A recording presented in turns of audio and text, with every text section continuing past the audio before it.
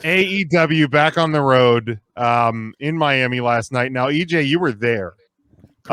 So you have a very different perspective than us watching it just on TV. We can start with you. What was the experience, the crowd, all of that? First night back, first night of wrestling in an arena since March of 2020. What I'm gonna say for me, for the record, this is my personal first wrestling show in 22 years. The last show I went to was Armageddon in 1999. Wow. December 1999. You remember, guys, I stopped watching wrestling for 17 years. The current product, rather. That's true. From 2002 to 2019. Right. You I got back to 2 years ago. Event tapes onion skin thin, but yeah, that too. Coliseum video, you name it, the whole nine. No. What brought you back to watching professional wrestling? I gotta be honest with you, dude. Honestly, it's the amount of podcasts I listen to. The Conrad Thompson podcast that started back in 2016, 2017, listening to the old stories and stuff, and then you hear a little bit of the new guys like the AJ Styles and the Roman Reigns, and then my co-host on Take the Wrestling, shout out to Joe and Mike, of course. You gotta get back into it. It's still pretty good. Eventually, I caved and did it, and I, naturally just got back into it. And we've all made that mistake. Yeah. Or you just stay in the whole time. Yeah, this is like my third installment in my lifetime doing this. I've had like way ebbs and flows of wrestling fandom, as a kid, Hulkamania era, got back into it like when NWO came back and through the Attitude era, and then now. Do you mind if I ask your age? 41. Okay. He's close. Yeah, because I'm just thinking, because if I'm being honest, so I'm 34. Okay. And as I've gotten older, you're such a baby. I am a baby. That's why I keep all this chin fur on. So if I don't, I just look like a giant bee stung baby. Talk about baby Huey. I know, right? Baby. I mean, Big Jim over here wishing a happy birthday to one of the three Walters. That's really cute. Not the one my wife's into, though. Yeah, I know. But as I've gotten older, I found it to be more and more difficult to stay a fan. Really? Yeah, because so as a fan, and I promise we'll get to AEW, but it's like as I've gotten older, I know I'm doing you a favor. Loving this shit for the record. Jim is loving this shit. I know. He's like, we have to talk about that show. I know. Better. Well, we got to talk about a WWE guy that's gone because that's the only thing you're talking about. Remind me. I got you guys. I know, right? But as I've gotten older, I've cared more and more about how people are outside of wrestling or outside of their profession. Where it's like, the prime example I always think about is like Kanye West. I've always found Kanye West to be like a super talented artist, but he has gone more and more kooky and more like problematic, which his problematicness takes me out of how talented he is. The same with like Hulk Hogan now in the WWE or Jackson Riker or Drake Wirtz. You hear about all these outside things that have nothing to do with wrestling, but have to do with the person. And you see how a company like WWE handles problematic people and keeps them on payroll and does things. And they do what some would say are questionable things. And it's just, I focus more on like that stuff and it pulls me away from what actually happens on television and what actually happens in the events. I can understand that. And yeah, part of me wishes that I could just be a kid again and just like blindly watch what it's on TV and not know that like Riddle has a past that's not so far behind, right. Or know that Jackson Reichert is not so much of a person who I'd like to have a drink with. Right. Right. You know, and Well, Jackson Riker spells his name with what, 3 Ks, right? R-I-K-K-K-E-R. Yeah. But like, and that's not to say I don't, because this conversation can easily break into I want everything homogenized and everyone has to believe the same thing. That's not what I'm saying. Like, there are differing. Well, no, there's a difference. I get what you're saying, though. Like, I mean, I hate to be this guy, but it also sounds like you're not naming folks that go an extreme left route and are vocal with what they have to say on the left side. Can you give me an If example we're of someone- if we're You're speaking going political, of course, yeah. If we're But, like, speaking politically, I'm not even talking about. and I feel like Jackson Riker tweets 1 or 2 things, and again, I'm not defending the guy. I don't like the guy myself, but tweets some things about a support of Donald Trump, and a mega platform, and that gets blown up much more than somebody like a Mick Foley would have tweeted about the left side of things, and people just are okay with that then. And I get that's where we're on. I'm fine with that. But I feel like if you're upset with somebody that tweets about the right, and that's like your reason for not liking that person because they brought politics into it, shouldn't what's good for the goose good for the gander? I'm cool with you bringing politics into things because people are people. My problem is the connection with the politics to the hate. That's fair. I can respect that. The tie that connects a Trump-publican to other things up and down the line. And is that why you didn't bring Sasha Banks into this? Because it wasn't necessarily a Trump stance, but more of an anti-vax stance? I mean, her too. Her too. Okay. Yeah, I'm naming like the higher, like the ones that people know off the top of their head as like super problematic. But even Sasha Banks to a degree, I'm less of a fan of her for just like the news not the news, but the stuff coming out about her, like the throwing a fit backstage and the temper tantrums and all of the stuff from the WrestleMania side. It's like, I shouldn't care what happened backstage. I think the problem is too also is the era we're in too. We are in the era of information. Yep, you know, all this shit that Sasha Banks has been doing the last couple of years, that was Shawn Michaels 20 years ago. Shawn Michaels is still arguably the greatest in-ring wrestler in the history of the business. That's a great point. So, I mean, it's one of those things where we're now privy to more information, so we have to either adjust or just deal with how it may go. I mean, it is what it is at this point, man. And I agree. Like, if there's things that somebody is doing, you don't have to support them and show support financially or back or cheer them. I totally understand that. I wasn't calling into question. I was just checking if it was strictly a politics thing or like a politics that lands on the side of hate and insurrection. Well, and things of that nature. You had mentioned Riddle as well, which you know, Riddle's background is sure. You can bring Riddle. You can bring the Velveteen Dream. A lot of redacted names. There's those, Justin Roberts. There's people who have, you know, questionable pasts, not from a political side. That's fair. Yeah. That's a great point. I get where Tim is coming from for sure. Not to elongate it too. Also, it comes down to really just, you know, a lot of these are allegations too. We don't know if these are true or not. Also, some of these things are true, some of these are not true. So you have to kind of separate. Okay, these are things we're hearing now. Allegations, are these actually true? Let's investigate and all this kind of thing. But some of these things, you know, we hear, are, you know, the Jackson Riker thing. Obviously, the things he said on Twitter, obviously not to our liking. You know, then we can adjust accordingly. Mm-hmm. Yeah, you know? for sure. I don't know if we're going to talk about this, but while we're oh, that's badass what Lee just put up. Yeah, Lee checked in. Lady Frost lost to Deanna Praza. We also have some breaking news as well. Lady Frost.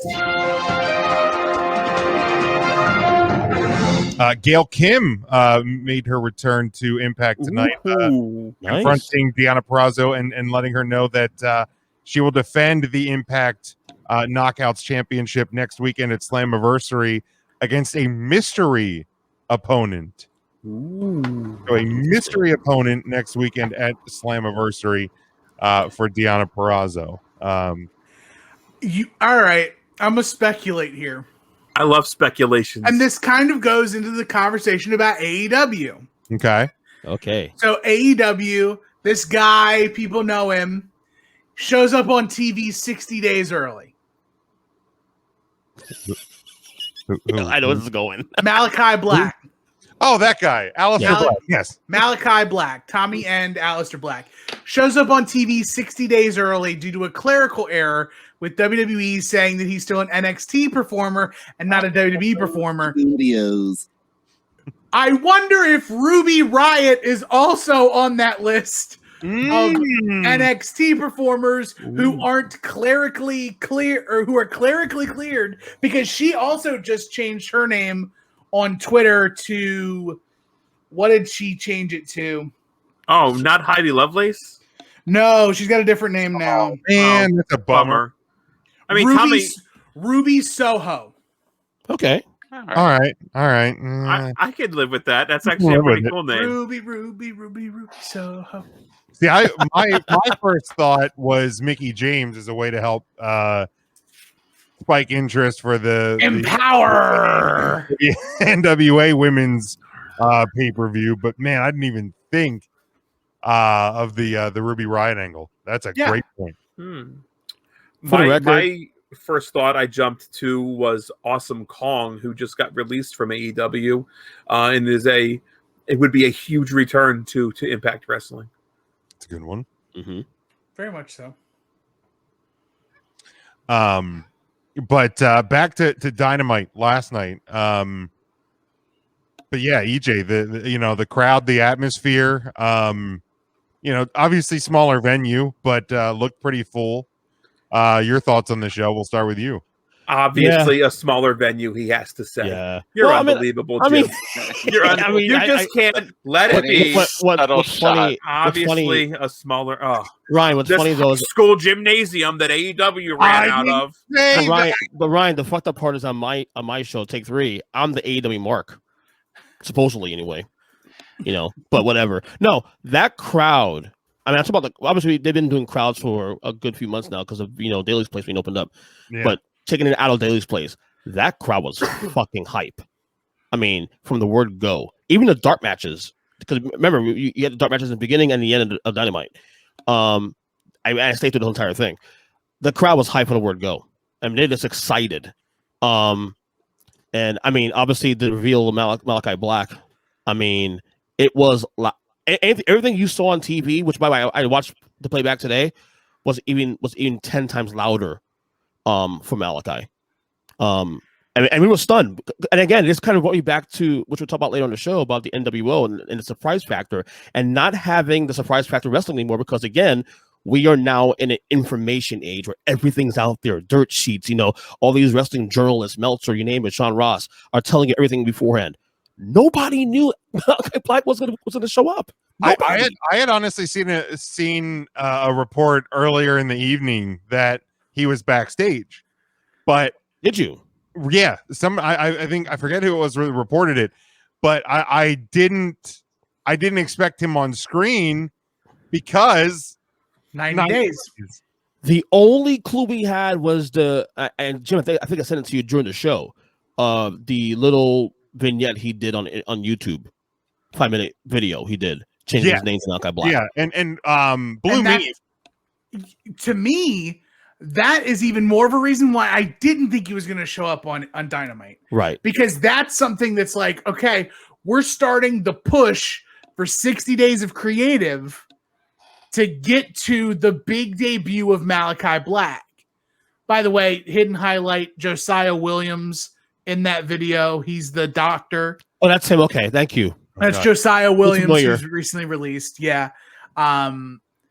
But I also love the hidden highlight in Dynamite, which I don't think a lot of people might have caught, but the random blackout during the strap match. Yes.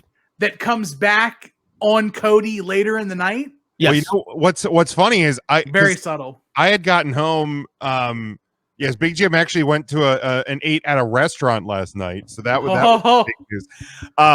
But I by the time I got home, it was about halfway through Dynamite, so I'm like, you know what? Perfect time to start. I'm just going to start halfway, and then I'll catch up the first half of the show tomorrow. So I when I started, it was the Britt Baker and Reba backstage interview, Right. and then you had the blackout, and Malachi makes his debut, and then I'm watching back this morning, and there was the blackout during Cody's match, and I was like, wow, It was that quick makes so too. much sense. So if you're watching it in real time, you're like, what the hell's going on? So the way I watched it, it made sense immediately. The entire crowd there was like stunned. Mike and I were talking during it was like, that's gotta be work. That can't be real. That's gonna be work. And then we were discussing it between us and our wives. Is it real? Is it not real? And then it happened again. And I was like, holy shit, this is weird. Yeah. So that's do moments like that for you, EJ, kind of to what Tim had said about, knowing what we know works, things like that. Does something that make you think, ooh, that's probably a work? Does that take anything away from you and the presentation of the show? No, I think it's great. I think it Okay. adds to the flavor of the show. I'm Okay. okay with that. I Okay. mean, you're here to entertain. And to me, it had us for a good hour figure out what the fuck was that all about. Right. And then and we thought about it. It was in the back of our heads. And then they did it again, and it was actually a little longer. It's like, and then I kind of saw someone running through the ramp. I was like, no, this is definitely a work. Didn't know it was fucking Tommy Yen, though. Sure. The entire crowd went ballistic. I mean, it was I feel loud. like those moments, it's not much different than when you're watching a TV show and you're trying to predict what happens next, or if there's a cliffhanger in a show, you try and figure out what the cliffhanger is about. Right. Like, because we know, this is a show. This, it's you predetermined stuff like that. I think that's just part of the game at this point. Right. Obviously, when you're younger and you don't know that part of the business, it's different. But for us, I think it's no different than when there's a cliffhanger at the end of a season of a show, and you try and figure out what that meant or what's going to happen next, sort of a thing. Of course, it's just nice to have, because it's so rare now to have surprises anymore. That's Sure. why that's why I took it in so much. It's like, you don't get this anymore. This is nice to have a surprise, a genuine surprise. No one knew about this. That's And all. really, kudos to AEW. I think the last big surprise would have been Sting showing up at AEW. Again, that was a much more controlled environment at Daly's place, where they can control all of the parts. So to be on the road and be able to pop a surprise like that Exactly. the first night back in front of a live crowd on the road, kudos to the AEW for pulling that off. And I'm surprised they did it, because from all accounts, hearing how it was discussed when Sting debuted, that TNT did not like that Sting was a surprise. Wow, really? I didn't know that. TNT, Cody went on that AEW podcast with Tony and Aubrey Edwards, unscripted, unrestricted. Unrestricted. And when Sting just randomly debuted, TNT was like, hey, this is cool, but don't do this again. Which is why the Big Show was announced before debuting, so they could promote that the Big Show was going to be on TV. And You pop the surprise, you promote, you hear from them next week. That's how you bring people in. It's just a week difference. I don't see right, why TNT would not understand the business of that aspect of it. I can also understand why, like, you'd want to promote Sting. The Well, and following I week, think sure. that's the same reason why WWE will announce a legend spot for next week or whatever, because USA's like, hey, tell the people they're going to be here so more people tune in. But I think from our perspective, I feel like if, especially in the social media world, if The Rock randomly shows up on Monday Night Raw, like the one time he did in Brooklyn, everybody starts tweeting about it. That's going to get people who are on social media to jump over to Raw if they want to see why is The Rock randomly. Right, that'll pop the ratings for that hour. Yeah. So and again, a one-off spot is so different than a contracted wrestler who's appeared that's on true, multiple. Right. You know, if you're just doing Sting as one surprise, then yeah, advertise it. Sting shows up. But if Sting's going to show up and then show up immediately the following week, you know, you get the cut over tweets and people tuning in, and then you get people following up the next week to see what Sting's going to say, and he'll say like 15 words and be like, that didn't hit. Right. And another thing too is that we talk about the metric everyone talks about in wrestling is the ratings, and the ratings are so important and whatever, but social media impressions are, if not a close second, tied for first. Sure. And having something be surprising Right. and make people immediately tweet and push a hashtag and do something, impressions go up, it cultivates more of an audience, and it brings in the next week. I know a certain someone who argues about that. Ratings don't matter. And yeah, so ratings somewhat matter, but impressions matter too, because that's an extra stream revenue. Right. Yeah. I mean, like, now granted, this week, because ratings versus impressions, this like that, ratings for AEW actually went down from last week to this week. Now, granted, you're coming off a holiday weekend, Stanley Cup Finals. You know, I think a lot of people probably take vacations this week. Like Stanley Cup Finals. Oh, Matthew. Get Jim started, man. No, I'm just saying, like, there's different things right now that are taking eyes off of a weekly product versus something that's going to come to an end possibly that day. Right. So AEW's overnight rating was down this week from last week, which you would think, okay, back in an arena, stuff like that, rating might pop. People might think that you know, down 12,000. Right, slightly. So it's the same flip it was last week. Which actually, Matt, you laugh, but that was the audience for the Stanley Cup. Yep. Yeah, but Jim, real quick, this isn't the take three part. I'm sorry, the huddle up. So fucking the huddle up. But why is everybody upset that Tampa won, other than they won last year? Did they do some shiesty shit that everybody's like, Tampa Bay? They basically avoided the salary cap this year. They're because they had players who were hurt but actually had gotten healthy during the season. They didn't bring them back into the playoffs because in the NHL, there's basically no salary cap in the postseason. Oh, so they played within the rules. Yeah, but it.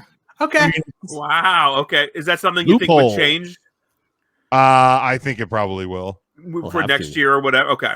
Or the next whatever the next. So if a player's on IR, their salary doesn't count. Correct. It doesn't they count. come back during the playoffs, and then that doesn't matter. All right. Once the playoffs start. That's a crazy loophole. Yeah, it is. Yeah. Can I just say real quick though? Go ahead, Tim. Go ahead. No, you're good. No, I'm saying. Smart. Can I just say though, ratings do somewhat matter, but at this point in 2021, they are overrated. I watch AEW religiously. I watch Raw, SmackDown, and NXT religiously. I don't watch any of those shows live. Any of them. I watch them the next day on Hulu. I watch them either on YouTube or whatever. I don't watch any of those shows live. And I guarantee you a good portion of the audience don't either, because it can. And that was kind of my point too. Like this week, especially, like when you're coming out of a holiday week, summertime, people are generally busier. People are on vacation, stuff like that. So the rating basically stayed the same week to week. I thought it would have went up. I think a lot of people thought their number was going to jump this week, but the Malachi Black debut has almost as many views on YouTube as AEW Dynamite did last night. So if you're AEW, you're sitting there going, you know what? It balances out. And the number of, again, social media impressions, stuff like that. Those are all revenue forms for these. So Raw was 1 million this week, right? That was the number that came out, the new low, apparently. Correct, yeah. Okay, so I went on YouTube today. I watched the highlights on YouTube. The tag match between New Day versus Bobby Lashley. Correct. And MVP. That has 1 million views already. 3 days after. Oh, wow, okay. That alone. The other matches had like 400,000, 600,000, 800,000. So again, this idea of ratings being the be all end all. We are not in 1998 anymore. Right. Okay, streaming era. Get over it. The social media matters now. Right. And the thing that gets a lot, I saw somebody tweet about how Raw this week was still the most watched cable program on Monday. So I'm like, yeah, so it was their lowest number. It was also the highest. So people are like, well, why doesn't USA care more? Well, it's still the most watched thing on cable on the moneymaker, 4th of July weekend. So why are they're probably not concerned if they're still at the top. It's just viewership's changed, and yeah, like you said, YouTube streaming, all of that. The dynamic has changed. I'm sure somebody's not thrilled with the fact that it was the lowest Raw number ever. There's also other ratings, though, Mhm. like television ratings. We're looking at the overnights. So we're looking at the people who actually watch from 8 to 11 Eastern Correct. for a specific time. Correct. There's post 72 hour rating, which gets added to your overnight rating. There's a 7-day rating, I think. And they also account for views on streaming platforms. So your Hulu replays, your What the hell does that mean, Brian? Maybe I don't want to know, but cousin Brian's got to go. He probably had Moe's tonight for dinner. It makes sense. Re-wife. Yeah. Welcome to Moe's.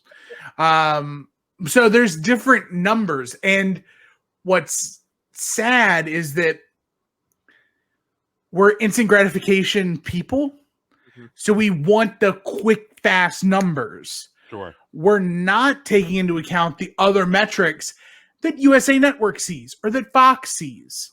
Are we quick, fast people, or are the Dave Meltzers of the world quick, fast people because it often fits the narrative that they want to Just going to push? say that. Because while I agree, we as an internet, Right. as the internet wrestling community Okay. together, like And we the Brian all believe Alvarez's, like these are the guys that want to release those numbers, and I've never seen updated numbers from a 7-day out or the 72-hour numbers. they got an and I agenda, get though. They got agendas. as a Yeah. news, but as news with a Z.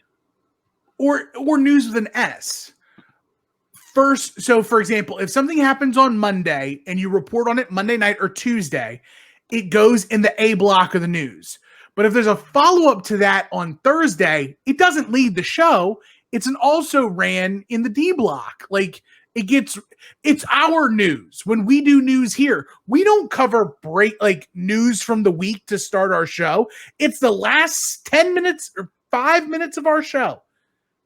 Because everybody else has already heard about it. It's a half hour after Ryan stopped paying attention to anything the news on the show. The news people care about is how did Raw do overnight? The news is not how did Raw do? Right. And Well, I feel like the past 4 or 5 Raws have been really good and building towards something solid. You can follow those tweets at 3 Count Thursday. I said this week that I thought this week's Raw was not good. You did say this week's Raw. That was you, right? That was you. That was all Jim. The previous two, High five, Jim. Oh, Other side. I thought that the previous 2 weeks were really good and seemed focused. This week, I felt like I was watching a repeat of 3 weeks ago, for the most part. Yeah. I can see And that. I expect next week's to be even worse because next week's was taped Tuesday. It's pre-taped from the Thunderdome, so I expect next week is going to be even. Yeah, I expect next week's is going to be even worse.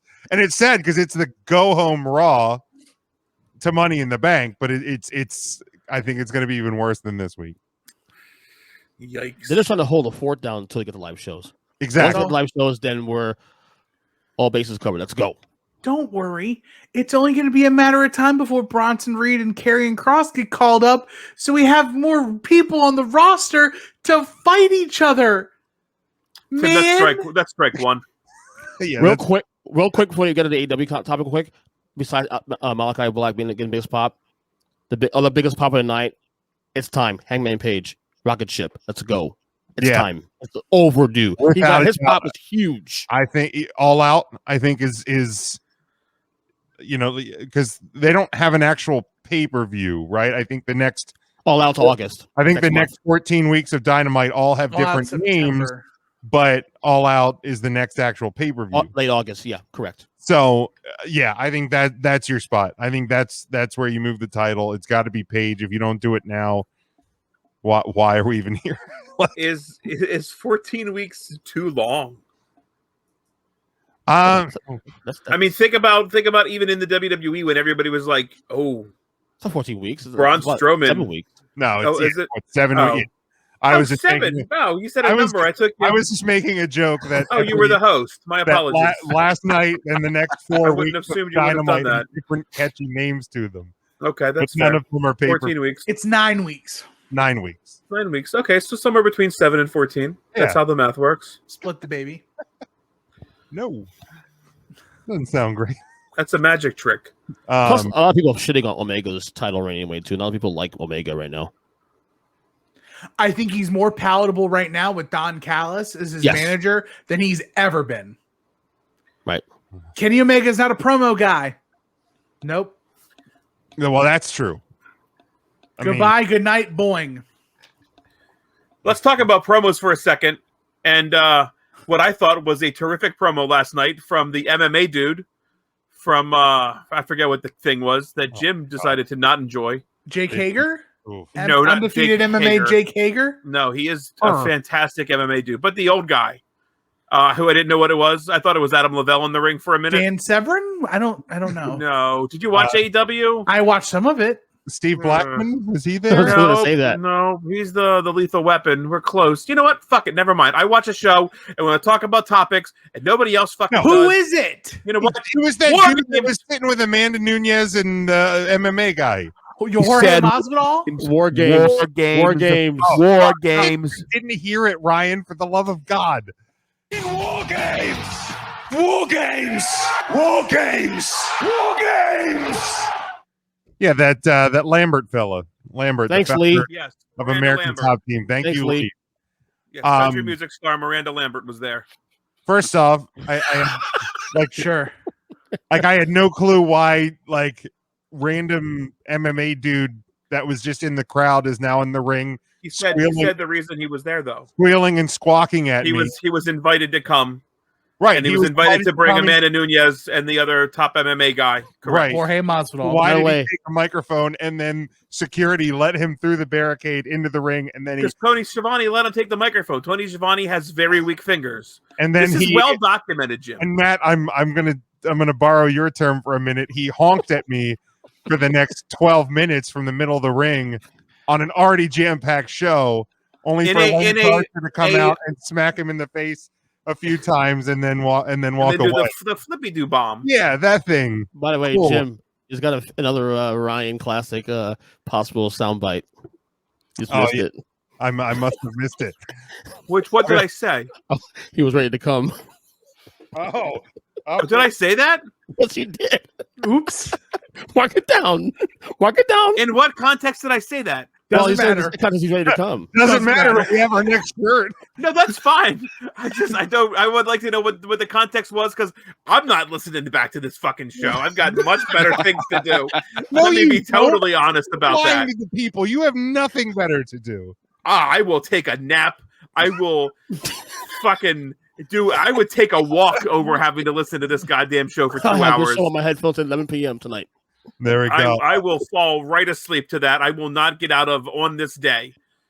I will hear the first Alter Bridge song and be sound asleep. Dead. That was great. But I mean, good. Lance Archer has his next feud. A 70-year-old guy who started. Oh, in you're MMA so career. fucking salty. That's awesome. I wish there were I'm not sound salty. effects I you just didn't like. I just didn't like the segment. That's all. Yeah, Everybody's fuck him. praising the promo, and I just, why is this guy The squawking? guy at me? said everything you say every single week on this Yeah, podcast. he was Big Jim. Jim, and he was kind of Big Jimish. AEW is supposed to be the alternate. AEW is real wrestling. AEW is this. I And couldn't I'm not hear seeing it, I any just of that. heard for God, 10 it's not minutes. like That's all Nikki I Bella heard. was on the mic. Well, there was star power there last night, and Amanda Nunez was there too. So Yeah, they're fighter people. But you can't touch. Oh, you stopped it. I did. You can keep dancing though all you want. That's unacceptable. Yeah, Devin here said, yeah, I mean, like, if you're in a wrestling crowd, stop jumping the barricade. Okay, so Devin says, I will not talk about it, and then directly talks about it. Typical wrestling fan. No, absolutely. You you're in a stay on wrestling your side crowd. of the barricade. Let the boys and girls that doing what they're doing stay on And theirs. also, I mean, I know Jericho, he got a little bit of a shot in. I wish he would have gotten more of a shot in on the guy. Like, if you come across that line, wrestlers should be allowed to kick your ass. I'm sorry. Anybody, whether it's a football game, baseball, any of it. If you break that threshold, they should be allowed to beat your ass. By the way, the best To part an of the whole extent, thing yeah. was MGF's reaction to that after. That fucking one line was great. I think they both handled that really well. And to the fact that Jericho's like, I should have let him come in here and beat your ass. Like, that's what I should have done. Yeah. Yep. Because Jericho was the guy that took the swing. So it was great to see professionals. Hi, William. I have a fan, I guess. Do you have the sausage t-shirt? Whatamaneuver.net. Go buy one. Professionals doing what they can and being able to respond quickly. Was that a sound effect? I didn't hear it. It was. Sausage guy. It's enormous. That doesn't even sound like me. It does. It doesn't. Take a shot in the mouth. That one. You know, does. by the way, we're 1 hour into the show. I've not heard one Shane McMahon reference yet. There was. There it was. If I can fucking find it, there it is. The best in the world.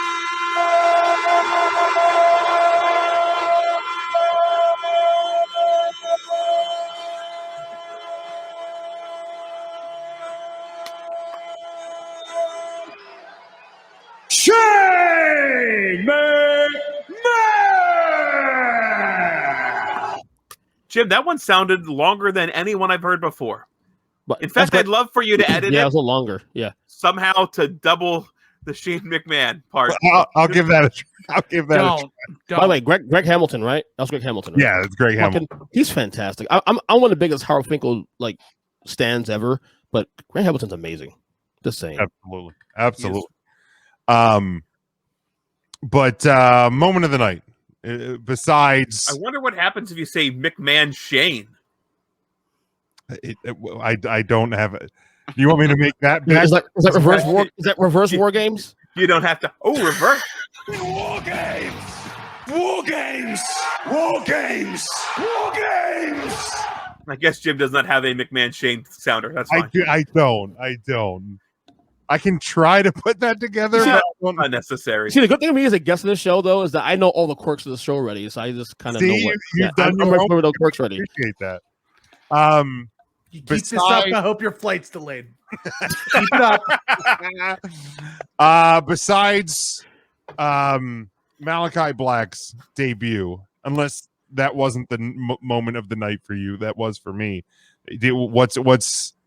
What's up there with you for the first show back in an arena? Who we starting with? Jim, we can start with you. Sure, we'll start with me. Our hero, Cody Rhodes, beating QT Marshall in a strap match to start off Dynamite. That's my moment of the night. The 3-star general back at it again, doing the Lord's work, dressed like a Confederate soldier.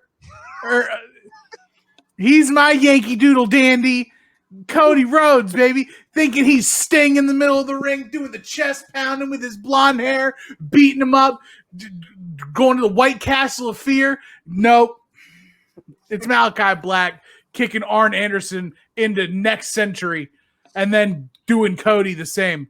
Yeah, wait till Cody wins that feud. That's going to be a really great moment. That would I'm piss me the quit. fuck off, man. I will quit the business. Matt, do you have a moment of the night besides Malachi Black? I'll get to that when we do our wrestlers of the week. Ooh, a little We still foreshadowing. have that on the board. EJ, since you were there. Well, obviously, besides Malachi, and I guess Hangman, coming out, of course, and I like how they're doing this. Hopefully, continue doing this. I mean, we all assumed that was it All Out. It's All Out, right? Name of the. I could get mixed up. All In or All Out. Yeah, it's all out now. All 'cause Out, All thank In you. was the pre-AEW. Oh, yeah, Right, you All think In is an ROH entity. Thank you. Let this Hangman Omega thing continue to cook slowly. tell a story. It's a lot there. And, next week on Fighter Fest, Hangman's going to talk finally and respond to it. That was the best highlight of the for me, honestly, the reaction to Hangman. And the Young Bucks. Honest, I'm not a big Young Bucks guy. They got a lot of go away heat, but that fucking match with them and Kingston and Penta was amazing. Some of those bumps though was sick.